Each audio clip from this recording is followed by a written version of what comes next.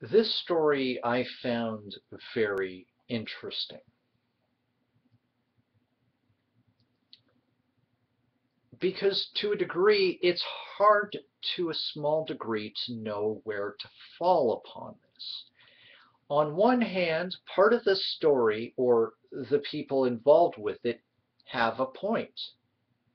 On the other hand, the point they try to push through is half right. So it's hard to know where to fall with this. So I'm going to read the full little article here because, again, it's a little short article. And then I'm going to get into basically my thoughts. 6-year-old Newtown survivor seeks $1 million. First legal action comes on behalf of a girl who was in the school at the time. The family of a 6-year-old girl who survived the shooting at Sandy Hook Elementary aims to sue the state for $100 million, reports the Halford Courant. The girl, identified only as Jill Doe, has been traumatized, says her lawyer. She was in her classroom, and over the loudspeaker came the horrific confrontation between the fellow who shot everybody and other people. Which, to be honest with you, begs the question, were they fighting near the microphone? I mean, I guess the principal, there's the thing with the principal who jumped in front of people to stop the shooter from harming certain kids, but this doesn't really make sense. Usually you have to hold the button down unless it's one of those flip buttons, and then that would mean, well, when was the shooter in the office? I mean, maybe somebody was making announcements that a shooting was happening and the shooter went to the office. And I need more information about this. But I digress. That part strikes me as weird, but I digress. Says attorney Irving Pinsky. Quote, her friends were killed. That's pretty traumatic. And I agree.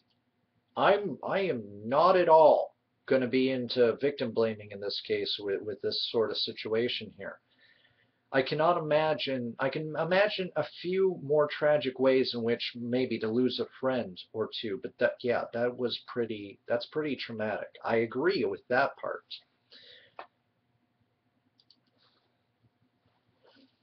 It's the first legal action taken to stem from the shooting, notes Reuters, because the state has a, quote, sovereign immunity from most lawsuits. Pinsky must get permission to sue from the state, claims commissioner. He'd filed the papers on Thursday, and the state's educational department failed to. This is a half-truth that is another part that I have an issue with. The state's educational department failed to protect kids from a, quote, foreseeable harm, according to the claim. Quote, usually a fellow like Adam Lanza would have been known as a potential problem to the police, end quote, says Pinsky. Well, this is a case where Lanza kind of came out of the woodwork, if I remember most of this case. The only part of why I say it's a half-truth is Lanza had a run-in with some of the staff at the school the day before the shooting. And how many, stop me if you've heard this one, authorities or somebody else has a run-in with the criminal, the bomber, the what have you, the day before the actual problem, and then because of some bizarre circumstance, usually ends up either being let go or something more important comes up, or more important, and then the next day the thing happens. Remember the first World Trade Center bombing from the garage? No, most of you probably don't, because a good lot of you weren't born then. Cops had stopped the would-be bombers with their truck loaded to the brim with the explosives. If they had just looked in the back or had just finished up what they were doing, because I believe they were ticketing them, but they were thinking of checking the back of the truck, or so the story goes, and something came about and these people were considered small potatoes, so they were let go. It's hard not to keep hearing this happening and go, how does this keep happening? How do these people keep slipping through the day before a tragedy and then the tragedy happens? You know, the first World Trade Center bombing, which happened from a U-Haul van inside of the World Trade Center with a time bomb inside of it, that was parked there in the morning and left there, or parked there, I think, like the night before, something of that nature, left there overnight with the timer set up and running so that by the time the timer ran out, most of the staff would be in and settling into the building. There's a multitude of reasons, including structural issues, that prevented the bomb from doing its job to the utmost and bringing the towers down. Then, of course, several years later, we have 9/11, but I digress. But foreseeable harm. I'm sorry, but how many of these shootings were going on at the time of Sandy Hook? Let's see, we had Columbine. I think we had Virginia Tech. I think there were a couple others, but generally not in elementary schools. How is this a foreseeable harm? At what point was this necessarily so much of a statistical eventuality that that this was the a fumbling, a lack of foresight by this school? I'm sorry, no, you maybe, just maybe. This is like when a celebrity gets divorced and they cite irreconcilable differences, or they and then when people keep asking them, they avoid the question, or it's later revealed that it was just part of the filing to help the filing get through easier, something of that nature, or fraud. No, yeah. I think it's when people have cited fraud in a lot of these celebrity weddings, and when people ask, sometimes it's like, oh, well, this was going to help with the processing. It's not actually having something to do with the person themselves. But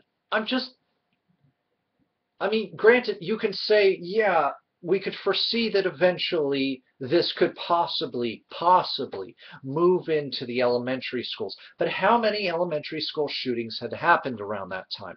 I'm sorry, but this is acting like, oh, the school didn't do enough to prevent an unforeseeable harm in this case. Because I'm sorry, I have to say that that's a half-truth. Did any of you out there ever think that you would read about an elementary school in the papers like this? I certainly wouldn't. You know, I never looked at Columbine and thought, well, this is just the beginning. Unfortunately, though, there are people in many circles, which again frustrates me to no end, and is part of why I can't belong to certain circles, that act like, oh, well, this is par for the course. And no, I'm not talking about those who are like, oh, this is the video game's fault. Oh, this is the movie's fault. Oh, this is our gun culture's fault. At the end of the day, the only person who's responsible for this, for the umpteenth, millionth time, is this shooter. People are always wanting to blame outside forces, missing the point of the people who are actually at fault here. And this makes me more angry, because then this is why you don't talk about these sorts of things right after they have happened. Because you're likely to make mistakes. You're likely to lash out or talk out your rear end because your emotions are high. You're not thinking, you're feeling, and you're letting your mouth run. And sometimes that can lead to big mistakes. Part of those big mistakes is blaming the wrong thing and going after that wrong thing instead of going after what's actually at fault here. And unfortunately, this is the first of a lot of things that are going on playing themselves out in the media that I'm really disagreeing with, no matter what your stance is on guns and gun control. So we'll get into that with the next video here.